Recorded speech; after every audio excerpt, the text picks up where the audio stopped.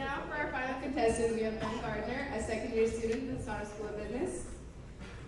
After spending most of his time playing varsity basketball and volleyball for his high school, Ben now participates in the CUS as well as the Finance Club and several intramural sports at UBC.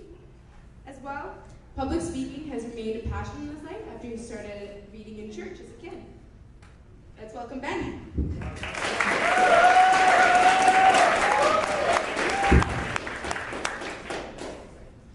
Yeah, thank you, Olya, for the warm introduction there. And thanks everyone for coming out tonight. I'm very humbled to be here personally. So it's nice, the organizers, the judges, and for everyone coming out. Yeah, it's really nice. I think that this topic, what drives you, is very relevant to us as UBC students because we do we do a lot of really tough things. So we all pull all-nighters, and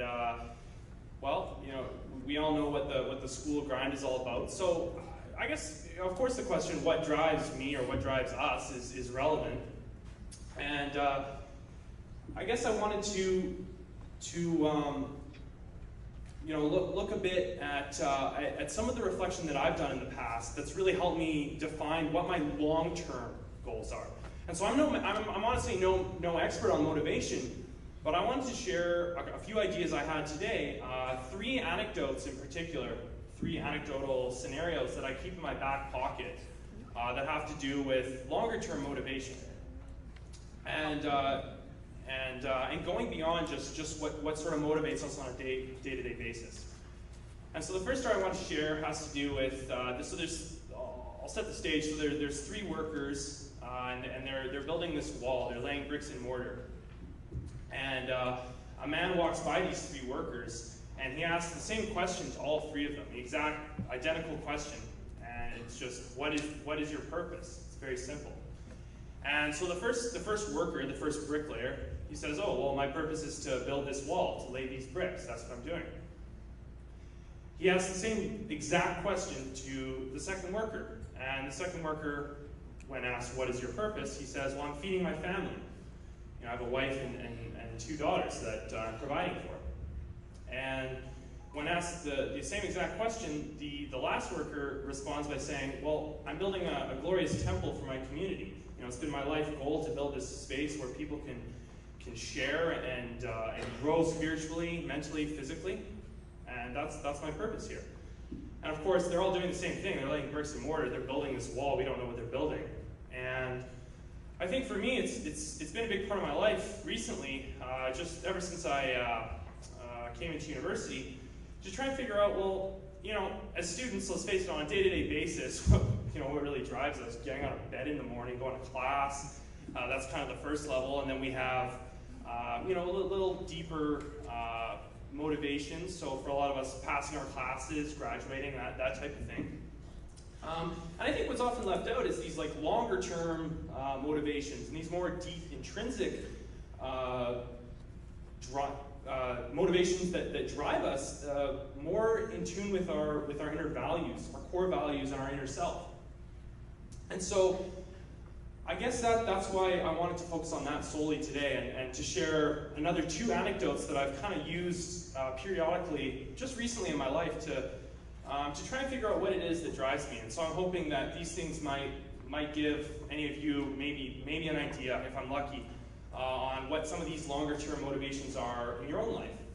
And so the second thing I want to share is you can picture, it's kind of cheesy, I know these little anecdotes, but you can picture a bucket of water, and you put sand in, and of course if you stir it all up, it becomes cloudy and murky, and you can't see through it. You wouldn't want to drink it, certainly. But if you just let it sit there for a little while, and it doesn't take very long if you've ever done this, within 10 minutes, all the sand will sink to the bottom, and the water will become crystal clear. And so I think sometimes what I've learned can be very helpful is to just stop and reflect a little more on trying to find better clarity in these longer-term things in our life. Our lives are so busy, on a day-to-day basis, and there's nothing you can do about it. And these short-term motivations are very valid, but our lives are just so busy, and that I think sometimes we forget, how murky the water really becomes, to use this, cheesy little scenario I painted for you. And so I think as solder students and art students, science students, UBC students, this is very relevant to our lives. We're very busy and we sometimes aren't able to see this longer term clarity in terms of our goals. Finally, just a short, my final anecdote, just has to do, I heard it I think a couple years ago, and it goes like this. So it says, pretend someone gives you $10 million in your bank account today, tax-free, so you have no financial debts or obligations, but you can only live for 10 years. So you have perfect health and perfect financial health for 10 years, but you can only live for 10 years. And so what would you really, really want to do with your life? And so I think this is important because it gives us this shortened time perspective, allows us to think a little more deeply about our inner motivations and our greater goals beyond just graduating or passing a certain course. And I think this is relevant because we're so driven about, and rightly so, we're driven by trying to sustain ourselves economically, finding a job, and these are very valid. But of course, sometimes I think we forget in life, well, what are these longer term motivating factors? And so I think you'll find if you've ever done this exercise, and I know many of you probably have heard these stories before. Like I said, I'm no motivational expert, but I've picked these up along the way of this journey.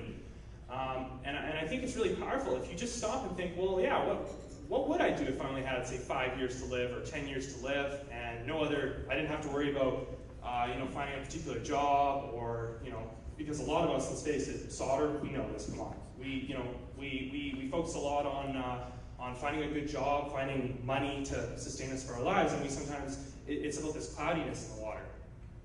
So, just these 3 anecdotes that I've kind of put in my back pocket over just a short period.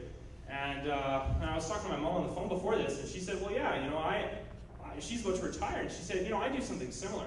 Every week or 2 weeks, I sit down quietly in solidarity, and I try and just stop and do the same thing, reflect. And I think it's continual because our lives are always changing. And so I think there's a real need to, like I said, pause sometimes and really think about these long-term goals that we really don't ever sometimes think about.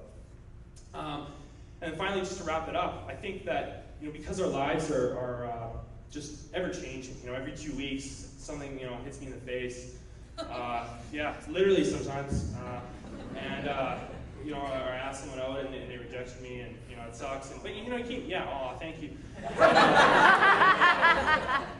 But so I think the theme of the night must be cheesy metaphors and little things for me. So I'll say you're driving along the road and you see a pothole, so you take the next exit, right? So I think continually evaluating, and I've done it personally periodically. So I'm hoping that instead of talking about what drives me, I thought I'd pass the question on in a way without being too preachy, hopefully, and cheesy, but pass the question on to everyone here, and just hopefully if you can use any of these tips to try and think, well, what are my goals beyond just graduating or making money and things like that? And again, just back to that $1 million, 5 years, 10 years to live, what would you really, really, really, really want to do?